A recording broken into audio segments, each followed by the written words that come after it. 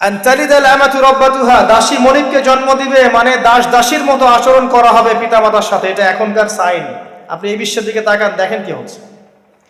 আরেকটা ব্যাখ্যা কি হতে পারে, এটা আমি এখন করতে পারবো, এই ব্যাখ্যা আজকে থেকে 500 বছর আগে করা সম্ভব ছিল না।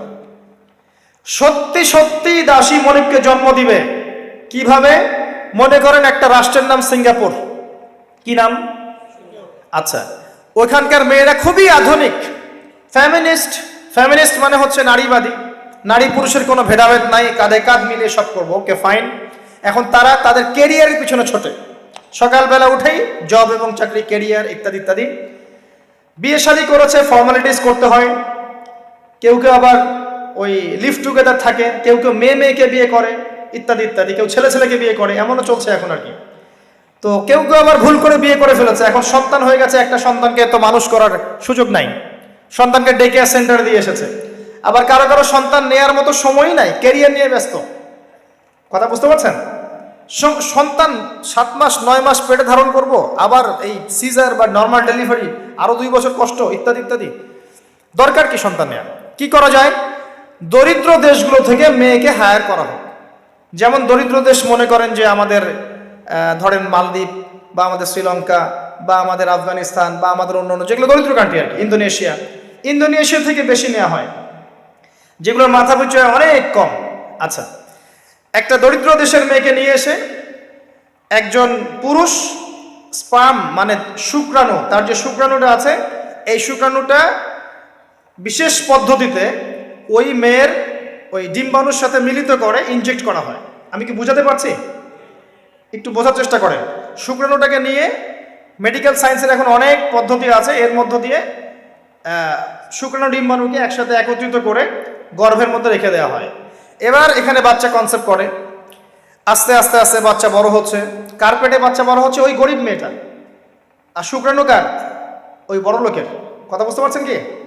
যার স্বামী আর স্ত্রী দুজনে ব্যস্ত, সন্তান নেওয়ার ফুরসত নাই, স্ত্রীর সন্তান নেওয়ার ফুরসত নাই, স্ত্রী ব্যস্ত ক্যারিয়ারের পেছনে, ফ্যামিনিস্ট। এবার 9 মাস এই মেয়েটাকে খুব ভালো মতো খাওয়ানো হবে, ভালো খাওয়ানো হবে, ফ্রেশ পানি খাওয়ানো হবে, ফ্রেশ খাবার, একদম তত্তাজা একটা বাচ্চা চাই। 9 মাস পরে এই মেয়ে বাচ্চা খালাস করলো, সিজার হলো বা নর্মাল ডেলিভারি হলো। আর সিজার আজকে থেকে 100-200 বছর আগে ছিল না, নতুন একটা পদ্ধতি এসেছে, পেট কাটা হবে, বাচ্চা বের করে ফেলা হবে। সুবহানাল্লাহ। মনে হয় গরু ছাগল হাঁস মুরগির বাচ্চা হয়, মানুষের বাচ্চা সিজার ছাড়া হইতে পারে না। এটা যে শেষ জামানের হাদিসে আছে, আপনাকে বললে আপনি বিশ্বাস করবেন? আখিরুজ জামান কিয়ামতের আলামতের যতগুলো হাদিস আছে, এর মধ্যে একটা এরকম হাদিস আমি পড়েছি যে শেষ জামানায় মেয়েদেরকে ধরা হবে, ওদের পেট কেটে ফেলা হবে। আর কোন নিদর্শনের জন্য অপেক্ষা করছেন? শেষ জামানায় মেয়েদেরকে ধরা হবে, মেয়ে রাজি না থাকলেও বোঝানো হবে, সিজার না করলে বাচ্চা বাঁচবে না। মেয়ে রাজি না থাকলেও, পরিবার রাজি না থাকলেও বোঝানো হবে, বিজনেস, যে সিজার না করলে আপনার মেয়েকে বাঁচানো যাবে না, আপনার সন্তানকে বাঁচানো যাবে না, পরিস্থিতি খুবই খারাপ। এমন ভাবে ব্রেইন ওয়াশ করা হবে, ভয়ে বাচ্চা, মা বলবে হ্যাঁ করেন, সিজার করেন, বাবা বলবে হ্যাঁ করেন, কোনো সমস্যা নেই, জানেন। এবং এর পিছনে লাখ টাকা, 2 লাখ টাকা, 5 লাখ টাকা নির্দ্বিধায় খরচ করা হবে। Business, total business. একটা ক্রিটিক্যাল অবস্থা এক জিনিস, আর নর্মালি সবাই গণহারে সিজার করছে আরেক জিনিস। এটা টোটালি একটা ব্যবসা এবং পুরো মানব জাতিকে ধ্বংস করার প্ল্যান। এটা একটা জুলুম, মেয়েদের উপর একটা জুলুম। শেষ জামানে হাদিস এসেছে যে আখিরুজ জামানে মেয়েদেরকে ধরা হবে, মানে মেয়েরা ধরা দিবে না, ধরা হবে, পেট কেটে ফেলা হবে, এর ভিতরে যা আছে ওকে বের করে ফেলা হবে। স্পষ্ট টাটকা হাদিস। কেউ দলিল চাইলে আমাকে নক করেন, আমি দিব দলিল ইনশাআল্লাহ। কোন সময়ের জন্য অপেক্ষা করছেন? এই সিজারিয়ান এই ট্রেডিশনটা আজকে থেকে 50 বছর আগে ছিল। আপনার দাদিরা কি এইভাবে সন্তান জন্ম দিয়েছে? তাদের 11টা বাচ্চা হইতো, 12টা 15টা বাচ্চা হইতো, আর আমার 1-2টাতেই সিজার লাগে। গরু ছাগলের বাচ্চা হয়, আমাদের বাচ্চা হইতে পারে না? সুবহানাল্লাহ, সুবহানাল্লাহ। ইভেন আমার ক্ষেত্রে এমন হয়েছিল। 12 ঘন্টার মধ্যে না করলে আপনার ওয়াইফকে বাঁচানো যাবে না। বললাম ওয়াইফ বাঁচবে, নর্মালি হবে, নর্মালি করবে। আমি যাই না মাঝে দাঁড়ানো, আলটিমেটাম সময় দিচ্ছে যে সময়ের আগে হবে না, সময় এটা পার হয়ে গেলে সিরিয়াস অবস্থা, মারা যেতে পারে, মরবে না, এভাবেই হবে, করান। এভাবেই হয়েছে, এভাবেই হয়েছে। কি সমস্যা? মানুষকে ভয় দেখানো হয় এখানে। আমি এই কথাটা এই জন্য বললাম যে যারা পুরুষ আছেন আপনারা, এবং যারা সন্তানের বাবা হচ্ছেন, আপনারা আপনাদের স্ত্রীদের জীবনটাকে এভাবে ধ্বংসের মুখে ঠেলে দিন না, ওদের উপর এত জুলুম করেন না। আল্লাহ পাক প্রাকৃতিক নিয়ম দিয়েছেন, এভাবেই বাচ্চা হবে ইনশাআল্লাহ। ক্রিটিক্যাল অবস্থায় এক জিনিস, একটা ক্রিটিক্যাল সিচুয়েশন হয়েছে, তখন আপনি করতে পারেন, সেটা আলাদা বিষয়। নর্মালি এমন একটা ট্রেডিশন বানাচ্ছেন কেন, ঘরে ঘরে সিজার, কি দরকার আছে? আশ্চর্য একটা ব্যাপার, আশ্চর্য। এরপরে দেখবেন আরো 2 বছর তাকে এই বোঝা বয়ে বেড়াতে হয়। যাই হোক, হাদিসের মধ্যে আসেন, এই যে বাচ্চাটাকে জন্ম দিল এই মেয়েটা, গরিব মেয়েটা, এবার এই মেয়েটাকে কিছু ডলার দেয়া হলো, তুমি 9 মাস গর্ভধারণ করেছো, তোমাকে পারিশ্রমিক দেওয়া হলো, বাচ্চাটা আমাকে দাও, তুমি বিদায় নাও। এই মেয়ে পারিশ্রমিক নিয়ে চলে আসলো। এখন এই যে বাচ্চাটা জন্ম নিল, এই বাচ্চাটা কার বাচ্চা? দাসীর না মনিবের? কার কার শুক্রাণু আছে? এই হচ্ছে হাদিসের ব্যাখ্যা। এখন করতে পারবেন আপনি ব্যাখ্যা, আজকে থেকে 500 বছর আগে এই ব্যাখ্যা করতে পারতেন না, কারণ এই ফিতনা 500 বছর আগে ছিল না। ছিল না। এই যে দাসী তার মনিবকে জন্ম দিয়ে চলে গেল, নবী সাল্লাল্লাহু আলাইহি ওয়াসাল্লাম 1400 বছর আগে বলেছেন এমন একটা সময় আসবে দাসী মনিবকে জন্ম দিবে। চিন্তা করেন, আর কতটুকু সময় বাকি আছে আপনার হাতে, আপনি ভাবতে থাকেন। আমি তো বেশি বললে সমস্যা, হজম হয় না কিছু মানুষের। খালি চোখ কান বন্ধ করে খাও দাও ঘুমাও, 5 ওয়াক্ত নামাজ পড়ো, ব্যাস এনাফ। যখন সমস্যা আসবে তখন দেখা যাবে, এমন ভাব মানুষের আর কি। মনে করেন যে চাঁদ এবং পৃথিবী আছে একটা এই যে গ্রহণের মধ্যে, এখন অন্য একটা গ্রহাণু আসছে পৃথিবীর দিকে, ধেয়ে আসছে। অনেক সময় দেখা যায় না খবরে, ধেয়ে আসছে গ্রহাণু, দেখা যায় না? ধরেন ধেয়ে আসছে এবং বিজ্ঞানীরা নিশ্চিতভাবে বললো যে আগামী 10 বছরের মধ্যে এটা লেগে যাবে, আগামী 10 বছরের মধ্যে এটা পৃথিবীতে এসে পড়বে, বা 10 ঘন্টা পর পড়বে, বা 10 মাস পর পড়বে, এমনটা বলে দিল বিজ্ঞানীরা। এখন আপনি কি করবেন? আচ্ছা, যখন আসবে তখন দেখা যাবে, এত ব্যস্ত হওয়ার কিছু নাই, ঘুমাও খাও ফুর্তি করো, যেমন দিনকাল যাচ্ছে যাক, কোনো সমস্যা নেই। এখন আরেক দল মানুষ চিন্তা করছে ওই গ্রহাণুটাকে কিভাবে সরিয়ে দেওয়া যায়, সরিয়ে দিয়ে পৃথিবীকে কেমন করে বাঁচানো যায়। কারা বেশি স্মার্ট? ওরা সরানোর চেষ্টা করে না, ওরা বলে যে আমরা সরিয়ে দিব, ওখানে ধ্বংস করবো, ইত্যাদি ইত্যাদি। আর কেউ বলছে আচ্ছা আসুক, দেখা যাবে, সমস্যা নেই, মরতেই তো হবে, একদিন আসবে, সমস্যা কি। চমৎকার। তো এই যে একটা বুদ্ধিবৃত্তিক পরাজয়, এর ফলশ্রুতিতে আগামীর প্রস্তুতি নিতে পারবে না মানুষ। সাহাবায়ে কেরাম রাদিয়াল্লাহু আনহুম মসজিদে বসে একটা বিষয় নিয়ে কথা বলছেন, নবী সাল্লাল্লাহু আলাইহি ওয়াসাল্লাম পাশ দিয়ে যাচ্ছেন, জিজ্ঞাসা করলেন তোমরা কি নিয়ে কথা বলছো? সাহাবীরা বলছেন আমরা আলামাতুস সাআ নিয়ে কথা বলছি ইয়া রাসূলুল্লাহ, আমরা কিয়ামতের আলামত নিয়ে কথা বলছিলাম। সাহাবীরা কথা বলছেন কিয়ামতের আলামত নিয়ে, তাদের কোনো দরকার আছে কথা বলার? তারা তো জান্নাতে যাবেন সার্টিফিকেট প্রাপ্ত, তাদের কোনো দরকার আছে এগুলো চর্চা করার? তারা চর্চা করছেন, আলামত নিয়ে কথা বলছেন। নবীজি বললেন শোনো, 10টা আলামত না আসা পর্যন্ত কিয়ামত হবে না, এত টেনশন নিও না। 10টা আলামত না আসা পর্যন্ত কিয়ামত হবে না। দাজ্জাল, ঈসা ইবনে মারইয়াম, ইয়াজুজ মাজুজ, আপনার দাব্বাতুল আরদ, আপনার 3টা ভূমিকম্প, ইত্যাদি ইত্যাদি, এরকম 10টা আলামত আসবে, তারপর কিয়ামত হবে। তো সাহাবীরা যে বসে বসে কথা বলছেন কিয়ামত নিয়ে, তারা কি বুঝতেন না যে কি করা লাগবে ইসলামের জন্য, কি করা লাগবে না? নাকি আমি বেশি বুঝি? তারা কি জন্য কথা বলছিলেন? কারণ তারা আগামীর প্রস্তুতি যাতে গ্রহণ করতে পারেন। কেউ যদি মৃত্যুর আলোচনা করে, পরকালের আলোচনা করে, শেষ জামানের কথাবার্তা বলে, আলোচনা করে, এটা কি এই কারণে যে মানুষ হতাশ হয়ে বসে থাকবে, নাকি এই কারণে বরং তারা আরো উজ্জীবিত হোক এবং সময়টাকে কাজে লাগাক, আগামীর দিনগুলোকে ইবাদত করে কাটিয়ে দেখ? কোনটা উদ্দেশ্য কোনটা? তো এই ব্যক্তি জিজ্ঞাসা করছেন কিয়ামতের আলামত বলেন, নবীজি 2টার মধ্যে একটা বললেন, এটা দাসী তার মনিবকে জন্ম দিবে, যেটা আপনি এখন দেখতে পাচ্ছেন। 2 নাম্বার তিনি বলছেন, লিসেন, এই হাদিসে এটাই লাস্ট। 2 নাম্বার তিনি বলছেন ওয়ান তারাল হুফাতাল উরাতাল আলাতা রিয়া আশ-শাই ইয়াতাতাওয়ালুনা ফিল বুনিয়ান।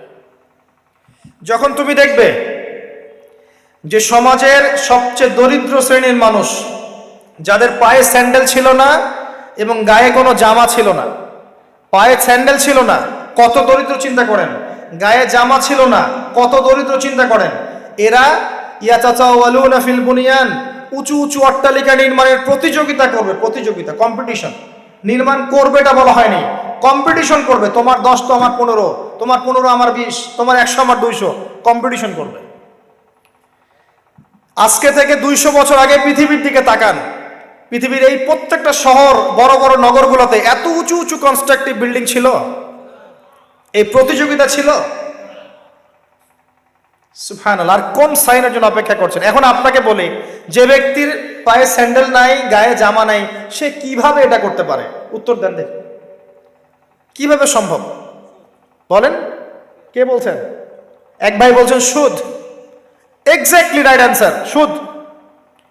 আপনি যান, সুদের লোন নেন, বিল্ডিং তোলেন এবং সারা জীবনের ঘানি টানতে থাকেন, লোনের ঘানি টানতে থাকেন, প্রতিযোগিতা করতে থাকেন।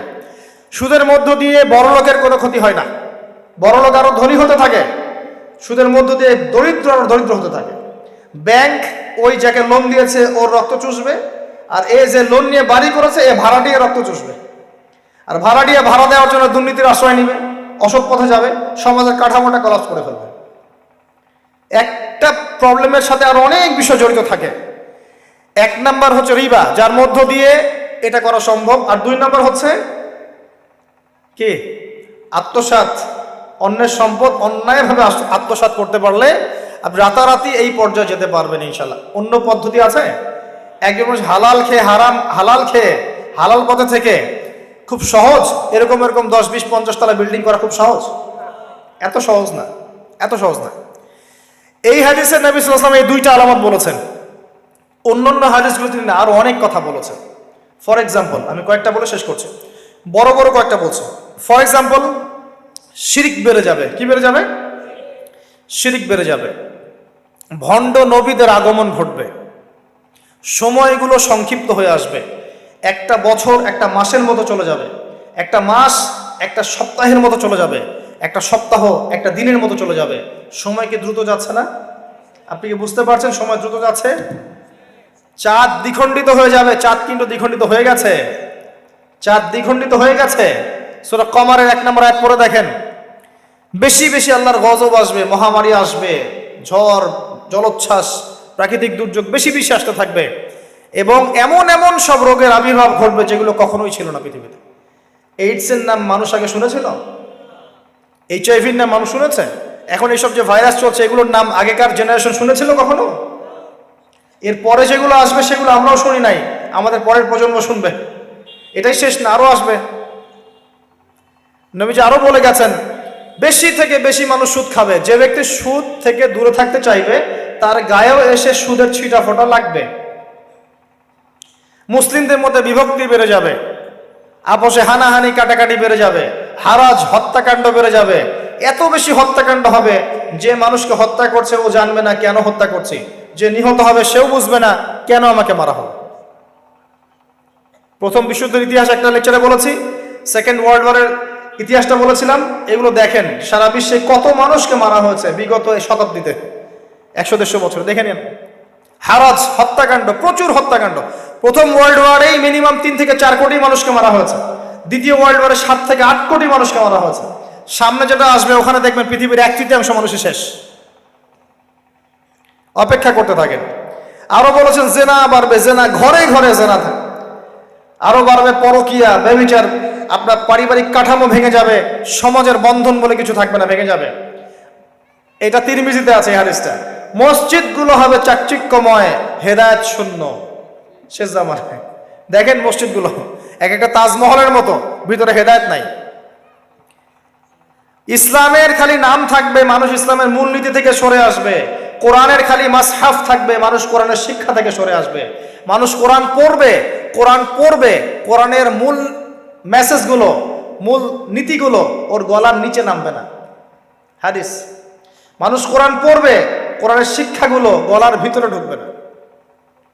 আছে না? এখন আপনি দেখেন কত মানুষকে দেখবেন কোরআন পড়তে জানেই না অর্থ কি জিনিস। আর যদি কেউ বলে অর্থ পড়ার দিকে উৎসাহিত করে, অর্থ পড়া উচিত, অর্থের দিকে যান বলবে, ওকে আবার বিতর্কিত করা শুরু করে দিবে। মানুষকে তো উৎসাহ দেওয়া দরকার যে আপনারা অর্থ পড়েন, তাহলে কোরআনের মূল মেসেজটা বুঝতে পারবেন। একজন আলেমের কাজ কি? মানুষকে কোরআনের মূল মেসেজটা শিক্ষা দেয়া, উৎসাহিত করা। আপনি তেলাওয়াত করলে তো নাকি পাবেনই, অবশ্যই প্রত্যেক হরফে 10 টাকা পাবেন, কিন্তু তেলাওয়াত করলেই কি অর্থ বুঝতে পারবেন? অর্থ না বুঝলে কি ভিতরের কথাগুলো হজম করতে পারবেন, শিখতে পারবেন? এটা বোঝার জন্য কি লাগে ভাই? সামান্য কমন সেন্স যথেষ্ট। নবীজি বলেছেন জেনা বাড়বে এবং নারীদের সংখ্যা বাড়বে, মেয়েদের সংখ্যা বাড়বে, মেয়েদের সংখ্যা বাড়তে থাকবে। এমন একটা সময় আসবে প্রত্যেক একজন পুরুষের জন্য 40 জন মহিলার দায়িত্ব চলে আসবে। স্ত্রী না ভাই, এত খুশি হওয়ার দরকার নাই, স্ত্রী কথা বলা হয়নি। 40 জন মহিলার দায়িত্ব চলে আসবে। আপনার মা, বোন, খালা, ফুপু সব মিলে দেখবেন 40টা ফ্যামিলি আপনাকে টানতে হচ্ছে, আপনি একজন পুরুষ। আস্তে আস্তে এগুলো বাড়ছে না? বাড়ছে। মহিলারা পুরুষদের পোশাক পরবে আর পুরুষেরা মহিলার পোশাক পরবে, এটা বড় সাইন। আরেকটা সাইন আছে যে মহিলারা এমন পোশাক পরে রাস্তাঘাটে ঘুরবে যেই পোশাক পরেও তারা নগ্ন থাকবে। নিসাউন কাসিয়াতুন আরিয়াহ মুইলাতুন মামিলাত। আখির জামানে এক শ্রেণীর নারী বের হবে যারা পোশাক পরেও নগ্ন থাকবে, অন্যকে আকৃষ্ট করবে, অন্যের দিকে নিজেও আকৃষ্ট হবে। আপনাদের এখানে এই ট্রেডিশন নাই? বলতে থাকলে ভাই রাত শেষ হয়ে যাবে, আমি আলোচনা গুটিয়ে নেওয়ার চেষ্টা করছি। মূল কথা হচ্ছে ভাই যে আলামাতুস সাআ নিয়ে কথা বললে অনেক কথা বলা যায়। মূল বিষয়টা হচ্ছে আমাদের ইসলামের বেইজ, ইসলামের পিলার। মূল বিষয় হচ্ছে ঈমান, মূল বিষয় হচ্ছে ইহসান এবং আগামীর বিশ্ব সম্পর্কে সচেতনতা। যখন আমি দেখছি যে একটার পর একটা আলামত আসতেই আছে এবং যেতেই আছে, এবং এই বিশ্ব যা দেখছে আগামী বিগত বিশ্বটা দেখে নাই, তখন আমাদের উচিত প্রথমত সতর্ক হওয়া। প্রথম কাজ কি করা উচিত? সতর্ক হওয়া উচিত। তারপর তওবা করা উচিত, খালেস তওবা করে ফিরে আসা উচিত। যারা নামাজ পড়ি না, নামাজ ধরা উচিত। যারা নামাজ পড়ি, জামাতে নামাজ পড়া উচিত। আমাদের উচিত হালাল রিজিক অন্বেষণ করা, আমাদের উচিত জ্ঞান অর্জন করা, পড়াশোনা করা, কোরআন হাদিস পড়াশোনা করা, গবেষণা করা, স্টাডি করা এবং সন্তানদেরকে এগুলো শেখানো। আমাদের উচিত মানব সেবায় কাজ করা, উচিত আদর্শ পরিবার গঠন করার চেষ্টা করা, যুব সমাজকে দিনের ভালো ভালো কথাগুলো বলা, ওদেরকে হারাম পথ থেকে ফিরিয়ে আনার চেষ্টা করা, মা বোনদেরকে পর্দা রাখার চেষ্টা করা, এবং আমাদের কাছে যতটুকু সামর্থ্য আছে আমাদের জানমাল, সময়, শ্রম, কথা, আমাদের কলম ইত্যাদি এগুলোকে দিয়ে দিন ইসলামের খেদমত করার চেষ্টা করা, যাতে আগামী দিনে যে বিশ্বটা আসবে ওই বিশ্বে আমাদের সন্তানরা ইসলাম নিয়ে বাঁচতে পারে। এটাই তো হওয়া উচিত। এর চেয়ে বেশি আমাদের কি করার আছে?